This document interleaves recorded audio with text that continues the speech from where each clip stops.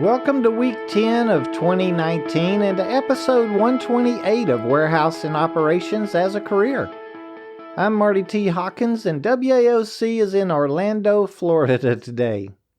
I had the opportunity to visit a conference this week. I always enjoy seeing old friends in the industry and learning something new every day. Speaking of learning and being that we're almost through the first quarter of the year, how's everyone doing with their plans and goals? I'm actually pretty much on track with mine, but I have had to make a couple of adjustments.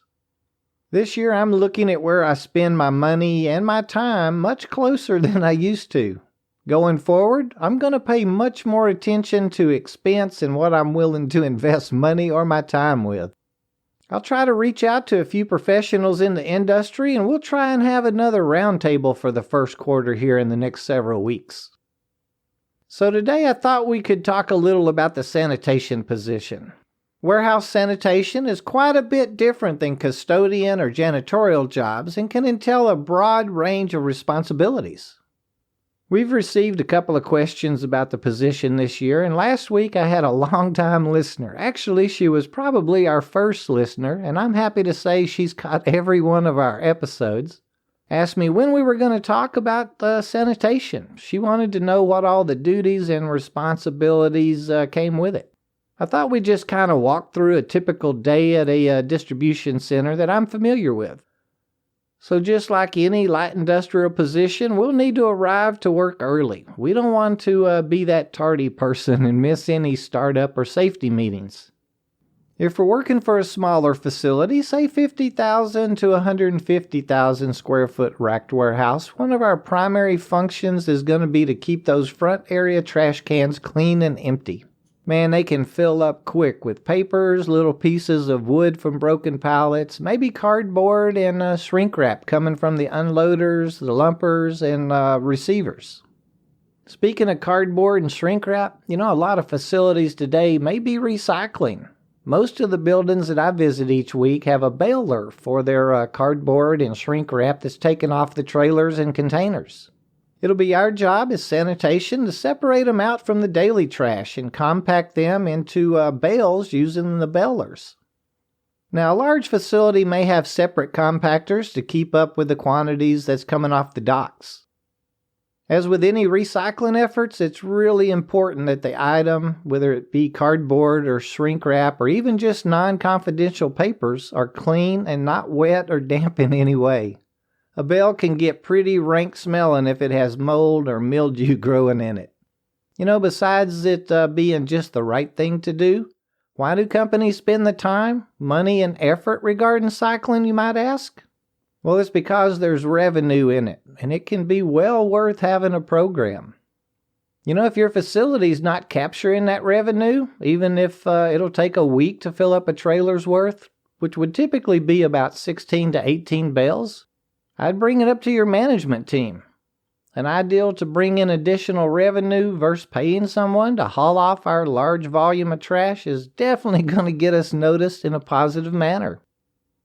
Okay, as usual, I got sidetracked there for a second. Where were we? Okay, so we've emptied all the trash cans. Now we'll hit the aisles checking for and cleaning up any spills, sweeping around, or maybe under the pallets. We'd all be surprised about the amount of dust that's in our warehouses. Towards the end of the day, we may have certain areas that we'll mop, at least the high traffic areas. I know one small facility where the 2 sanitation people will each clean around and under a dock plate each day. There's 6 different docks, so they'll cover each door around twice a week doing that. Even our smaller facilities will have, or really should have, a master sanitation schedule or duty list, something that outlines all of our duties. Now, this isn't going to be like a job description. Our master sanitation schedule will list the duties that we're expected to perform daily, monthly, quarterly, sometimes even yearly. Now, whether we work for a small facility or an 800,000 square foot warehouse, we'll be expected to follow this schedule, and it's important for any audits from the city, state, or federal agencies that may be visiting us from time to time. If your facility does not have or follow any type of a schedule, put something together for your manager. Those are the kinds of things that'll get you noticed. We brought up something they will know and we need to be doing, and just made their jobs a lot easier. Let's talk about those larger facilities for a minute. Pretty much the same duties as our smaller buildings, but on a much grander scale, with many more employees, so going forward we'll try and speak to the tasks themselves. I looked up an old master sanitation list that I had. It'll give us a pretty good sampling of the tasks that need to be performed. Okay, here on the daily list it has, and there's actually 58 items here. We'll go over a couple of them. Sweep entire dock area after the second shift. Empty all front dock and cross aisle trash cans. Compact all second shift trash and debris. Clean and mop area around the trash compactor at least twice daily. Remove shrink wrap from bins and bale. Now this facility had a really good idea. They built large wooden bins or boxes where the order selectors and forklift drivers and the night sanitation crew gather their used shrink wrap and put them in these boxes. It really helped keep all that discarded shrink wrap off the floors and out of the aisles. Maybe something like that could work over at your facility. Anyway, so then it has mop around the bailers twice a day. It goes on to list, maintain all janitorial supplies in designated areas and properly marked. Clean all spills as noticed or identified. Sweep all white lines daily. Mop all white lines in cooler vault. Drive scrubber in dry and cooler areas at end of shift. Dust racking for cobwebs while in each aisle. And I usually see this one on the monthly list, but our schedule will usually be built according to what the individual facility's needs are going to be. It goes on to list, pick up the break room areas as needed and mop at end of shift. Clean and mop restrooms twice a day. Clean repack and salvage areas and mop at least daily. And it ends with spray down and clean or change dust mops at end of shift and empty trash cans and shrink wrap boxes each day. The weekly duties are listed as, and there's 31 of them, so I'm just going to go over a couple of them real quick. Pull pallets and sweep out from under them. Rolling assignments. Now that means that we do something like a fifth of the aisles each day, so we'd have pulled and swept out from under all of them by the end of the week. Clean under dock plates. Remove wood chips and debris. And it's also listed as a rolling assignment, so we'll do them across the week. Dust light fixtures for cobwebs. Clean as necessary. Clean pallet storage area. Dust and mop. Clean and mop equipment charging area behind chargers. As you can see, every area of the warehouse, every single square inch needs to be attended to each week. The monthly schedule will get into some of the heavier or deeper cleaning tasks. This schedule lists 22 on it, things like power wash under dock plates, power wash receiving ramp, scrub and sanitize fuel island. And this one seems a little overboard to me, but it requires all light fixtures are to be wiped down with soap and water each month. Again, the monthly schedule will be that deep cleaning of the less traveled areas. Okay, so moving on, we have the quarterly task. And there's 17 of them on this one. Things like touch up any yellow floor lines.